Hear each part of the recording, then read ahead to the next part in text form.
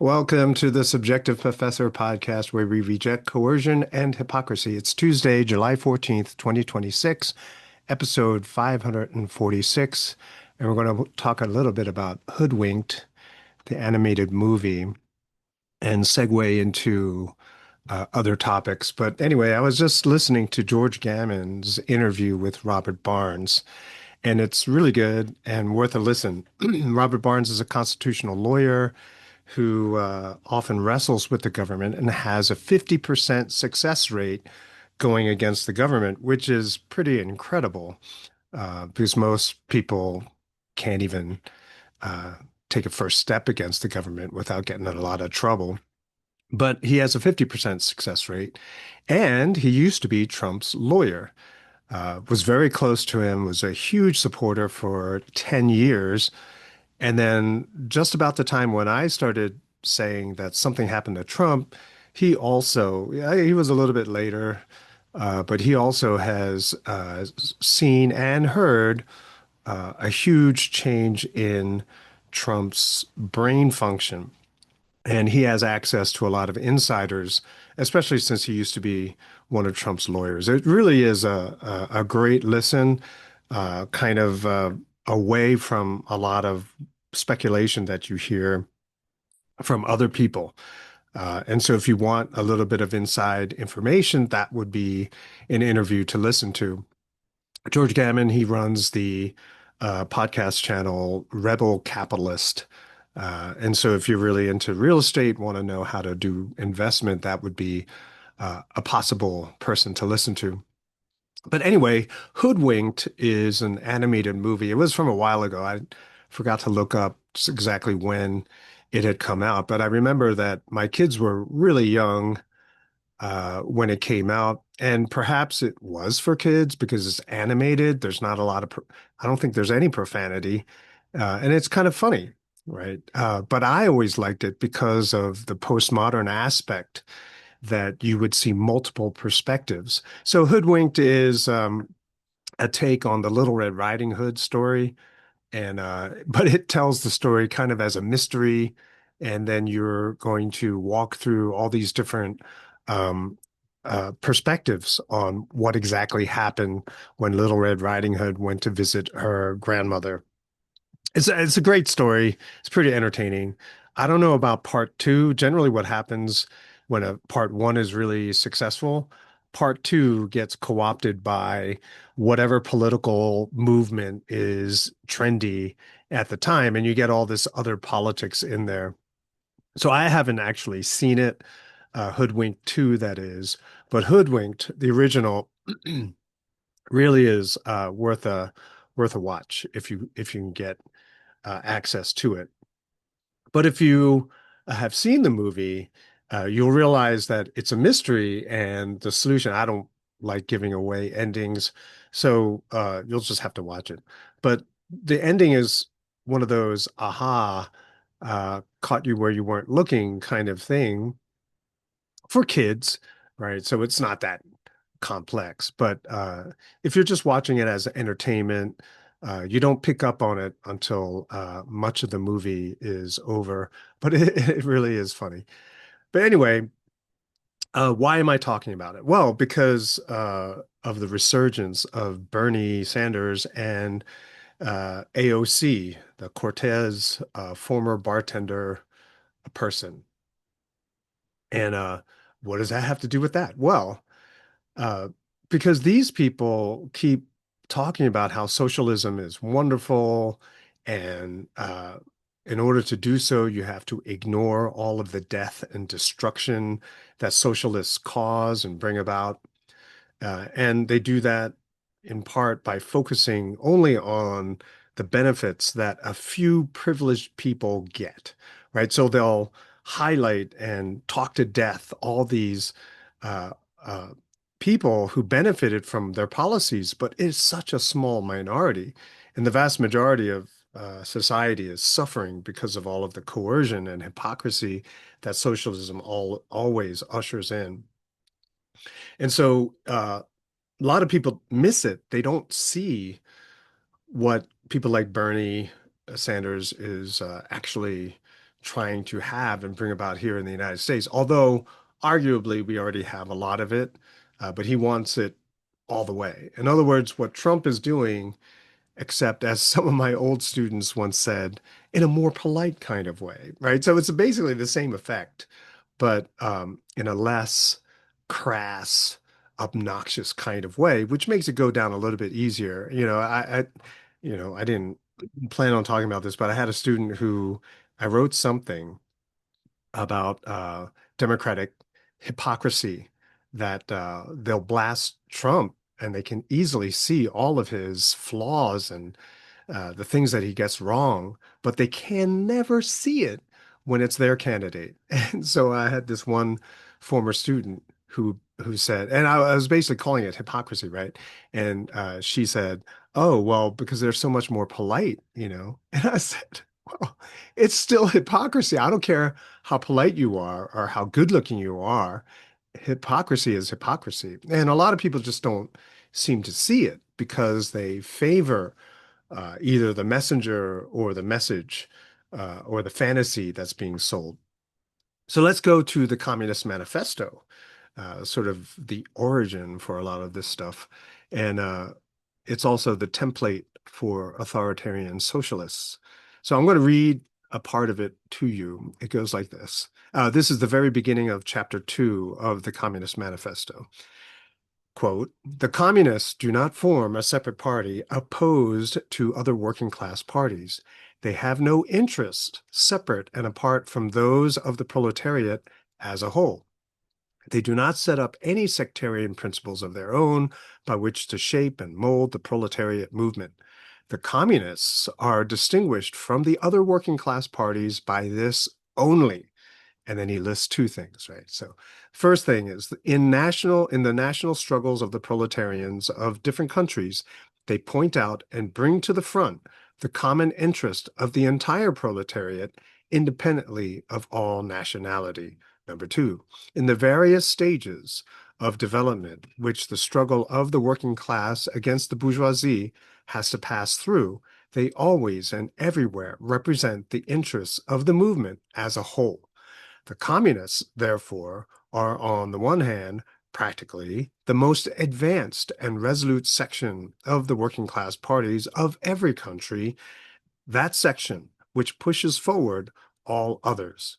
On the other hand, theoretically, they have over the great mass of the proletariat the advantage of clearly understanding the line of march, the conditions, and the ultimate general results of the proletarian movement. And so I would read that in class. I would ask all my students to reread it and then tell me what they're talking about. And so everyone would always say, "Oh, communists are proletariats too. And so we only have a two-class society, the proletarians and the bourgeoisie." And I'm like, "No, look closer. Communists are not the same as the general proletariat." That's what Marx says. He says, "Oh, we're just like all of the other proletariats," but they're not. He points out that there are these characteristics which set them apart.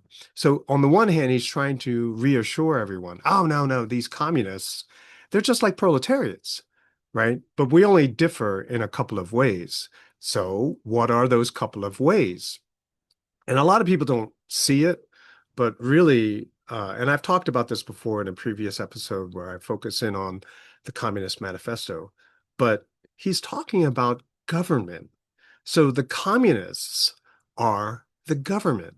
And a lot of people don't catch that. Like they believe that the proletarians get to choose among themselves who's going to be their leaders, and they just have to follow those leaders because they trust those leaders.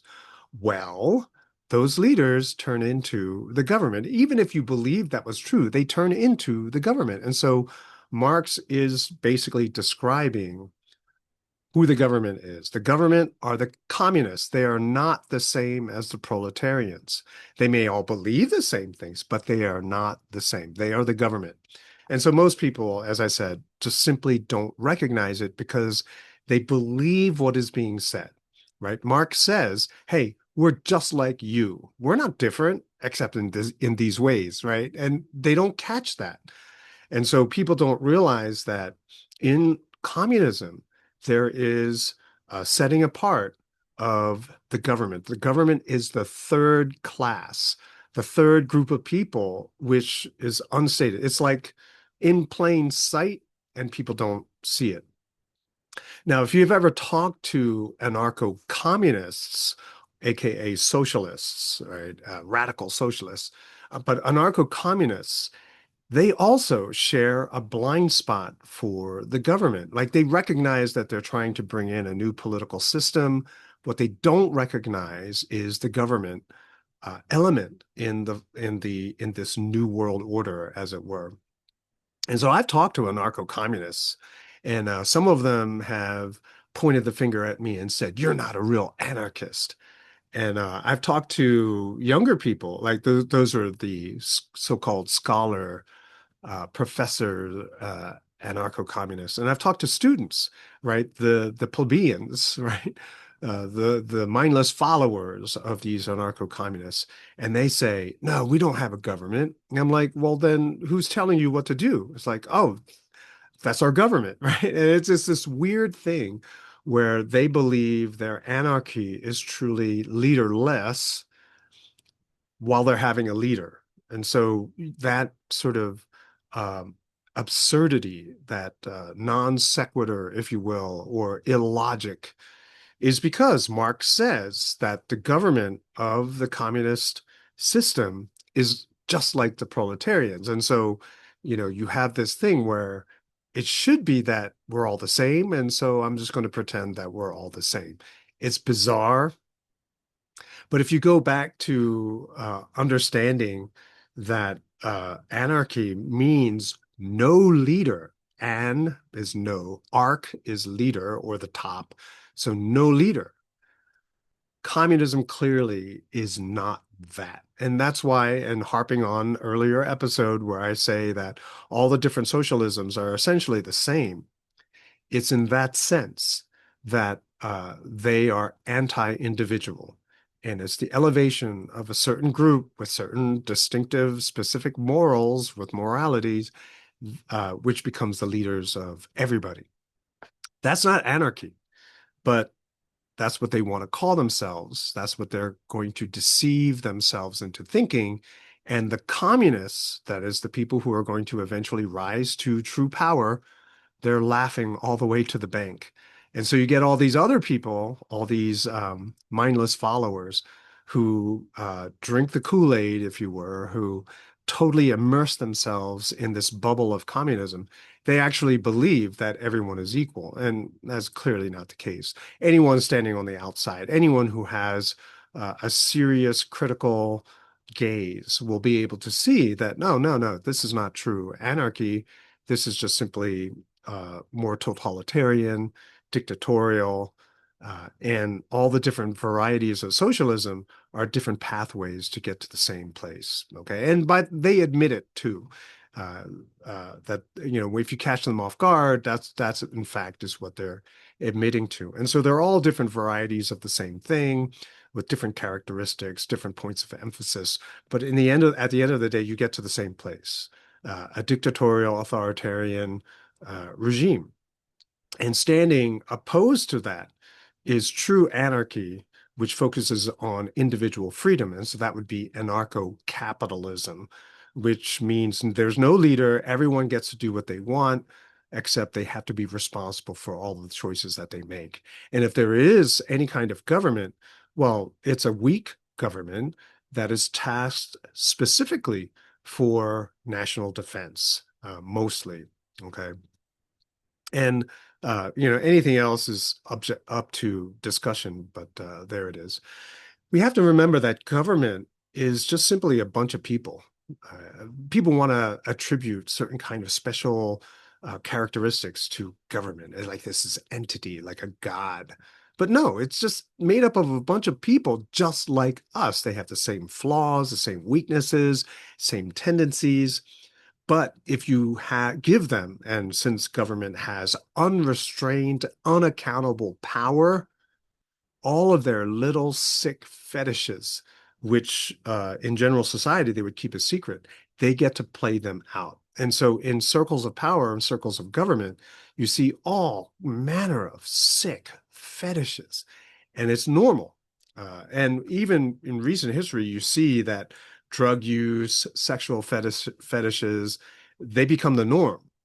And because they are not troubled with accountability, they are never going to go to jail for any of this stuff. It is pushed to the extreme, right? And then every once in a while, because everyone has a camera now, every now and again, you'll see little leakages of that image. The image is broken, that these are these perfect, all-knowing people. No, they're just sick people who have lots of power. And this is why having a powerful central government is so dangerous. If I could use Switzerland as an example, like who's the president of Switzerland? And it's kind of a joke that I do. And I talked about it before on this podcast, but no one can name the president. And there are actually seven, and their terms, I believe, are like a year. And no one cares because it doesn't really affect the everyday life of people who live in Switzerland or even here in the United States. But everyone in the world know who the president of the United States is because that person's policies very much likely affects their everyday life. And so they have to know.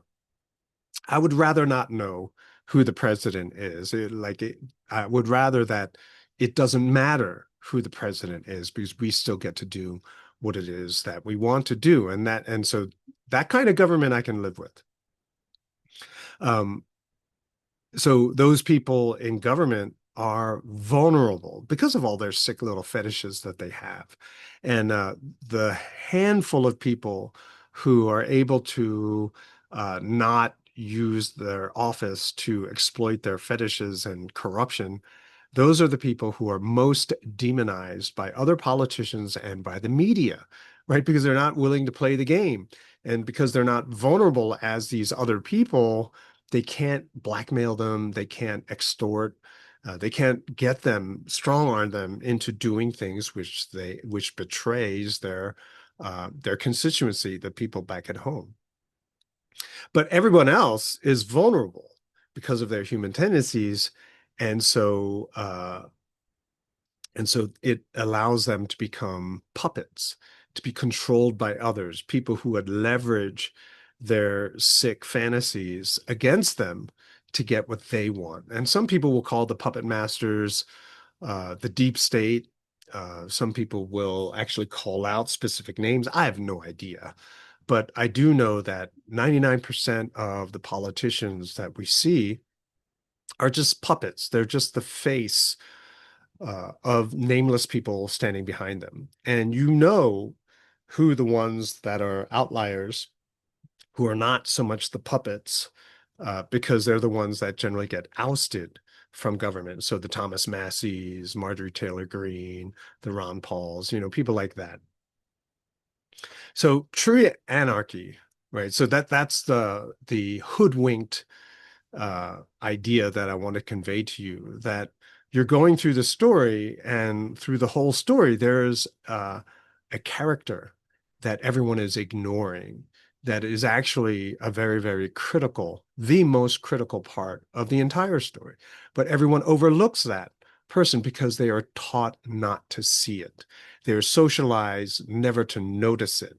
And, you listen to me a little bit more and you think about this more, do more reading, then you begin to realize, oh, yeah, this is how they do it. They never talk about the government and the government's role in all of the things that we have to suffer under. So true anarchy goes against that, where there are no leaders, we're all individuals, maximum freedom for maximum peace, justice, and innovation. A lot of people, and I've said this before, but in case you forgot, anarchy does not mean chaos, right? It just simply means no leaders. And without a leader, then what becomes the norm? What becomes the standard? What becomes the order is spontaneous. It is grassroots. It comes from the bottom up. No one is ordering it. No one is dictating it, but everyone coming together comes voluntarily and agrees what are the best practices. And in a system like this, change happens quickly. Change is adapted to people are flexible to the change, right? Because that's what the norm is. And so you don't get a lot of old people who are just like caught. Like I saw this story the other day where everything is going to apps. Everything is an app on your smartphone. Well, the people who get left behind, the people who get into a lot of trouble, are old people who never learned the technology, don't know how to navigate the technology, and so they're shut out of the system. And it's really bad, especially if they don't have children or younger people to help them through the process. I mean, they're pretty much screwed. My parents were like that. And so when everything went digital and you couldn't just turn on the TV and listen to the airwaves anymore, they were really caught off guard with that. And so, and it was tough trying to help them navigate smart TVs, right? Because then there's all these buttons you have to push. Like, what do you mean I have to, move the cursor over here? It was really, it was bad. So, and that's what I mean. They were accustomed to a kind of lifestyle where change happened rarely and voluntarily. Like you didn't have to do something or participate in something. You had a choice. So that's that spontaneous order. And so going back to the way I began the episode, Robert Barnes and George Gammon, they started talking about the third party option. Remember, I said that Barnes was a constitutional lawyer. He has this project, the 1776 project. And one of the things that he engages in, works on, is third party access to ballots, third party access to ballots. And because people don't realize this, but the Republican and Democratic parties are corporations, and they have set up a lot of election rules to protect their monopoly on the voting system, which is why Democrats and Republicans have evolved into the same party. They are the uniparty. All right. And so Robert Barnes is advocating and pushing for a third party. And we're not talking about the Libertarian Party, but we're talking about an actual third party. And as much as I'm libertarian in the broad sense of that word, I don't like to say that I'm libertarian. I just say I'm pro-freedom because of the negative association that comes along with the Libertarian Party itself. So I don't even register as a libertarian. My wife just changed her alignment to independent, but yeah, it's so difficult, almost impossible for a third party to get on a ballot. And what they talked about in that episode that I keep harping on is how a lot of people in America are ready for a third party. The independent registration, so registration as an independent politically, is more higher than there ever was in US history. People want a third option. Maybe you want a third option. That's why you listen to me. And what's so cool about it is that it's building on the Ron Paul message of freedom. So it doesn't matter who you are. He's advocating for freedom for you to be able to do what you want to do without government largesse, without the government trying to bribe and extort and take advantage of the fact that people depend on them. And so, in order to do this, they need to overcome a lot of barriers to entry. But a lot of people are already on board. Tucker Carlson, one, Joe Rogan would probably be on board with it. A lot of political personalities as well. And I'm kind of turned on to the idea as well. So that would be my offer of hope for you at the end of this episode, that government is that entity which everyone chooses to ignore, chooses to forget, are just simply people like you and me, except they have unfettered, unrestrained budgets and power, unaccountable to any of it. So, and that's where you have a lot of evil. But the hope is to bring in a party that really changes people's attitudes, that gets us away from this track that we're on, which is leading us to communism. What brand of communism doesn't matter. It's always going to be the same. People who want to live their lives in the way that they want always get screwed and oppressed and imprisoned and criminalized. And I don't want that. I want maximum freedom for maximum innovation so that we can figure out what actually is good and what is actually bad. And this would be a wonderful thing for my children to be able to, a wonderful kind of society for my children to live in and their children as well. So I leave you with that little bit of hope on a Tuesday, and I'll talk to you next time.